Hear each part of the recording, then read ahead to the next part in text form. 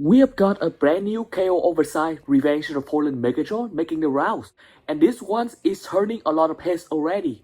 This is ME-005, an oversized KO of the Threezero DLX Revenge of the Fallen Megatron, and on paper, and in early images, this is shaping up to be one of the more interesting Revenge of the Fallen Megatron release that we have seen in a while. First, let's set expectations properly. ME-005 is a non-transformable model, because it's directly based on the Threezero DLX design. So this is very much a high-end display piece, not a traditional MPM style figure. What you're trading transformation for though, is articulation, and a lot of it. Just like the original Threezero DLX release, this figure should feature around 53 points of articulation, allowing for extremely dynamic and rapid pose that really sells Megatron presence from Revenge of the Fallen. Size is where things get more complicated. ME-005 stands at 32 cm tall, which is an upscale from the original Threezero DLX Megatron at 28.4 cm tall. The increase is definitely noticeable, and it's helped the figures feel more dominant on the shelf. However, if we go by the scale most collectors use for MPM and KO oversized MPM displays, like 1 cm roughly equaling 1 foot of on-screen height, Revenge of the Fallen Megatron, who stands at about 35 feet tall, should ideally be represented at 35 to 36 cm tall. At 32 cm, ME-005 still comes up short, which means it's close but not quite true movie scale Revenge of the Fallen Megatron that many collectors are still waiting for. That short form matters more here because, again, these figures doesn't transform, so the two biggest things holding ME-005 back from being the definitive Revenge of the Fallen Megatron are very clear: scale accuracy and the lack of transformation. While 32 cm still isn't perfect movie scale, the added height already makes this version feel much more correct on displays compared to the original Threezero release.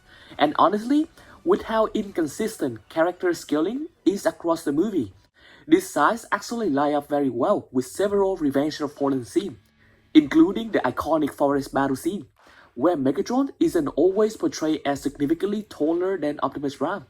For some collectors, that could be a deal breaker. For others, strengths may outweigh those compromises, and there are real strengths. One of the biggest improvements over the original Threezero release appears to be the paintwork. This version used a lighter, cleaner silver finish, dialing back the heavy rusty tone seen on the original DLX figures, while still keeping weathering details across the sculpt. The end result looks sharper, more metallic, and arguably more screen accurate under good lighting.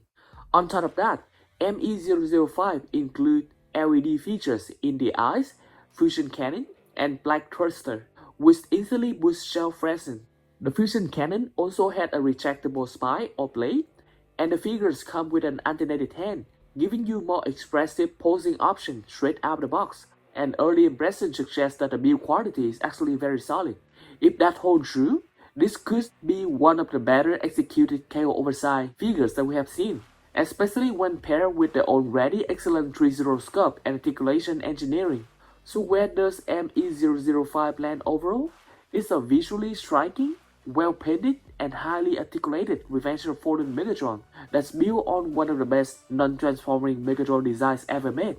But at the same time, it's a figure that sits in an awkward middle ground, bigger than Threezero, and short of true movie scale, but still non-transformable. If the price comes in right, ME-005 could be a fantastic display Megatron, an easy recommendation for DLX and MPM adjacent collection. But if you're holding out for a true 25 to 36 cm Revenge of the Fallen Megatron that also transforms, this probably still isn't the final answer. Either way, it's a release worth paying attention to, and it definitely keeps the pressure on whoever decides to tackle Revenge of the Fallen Megatron next.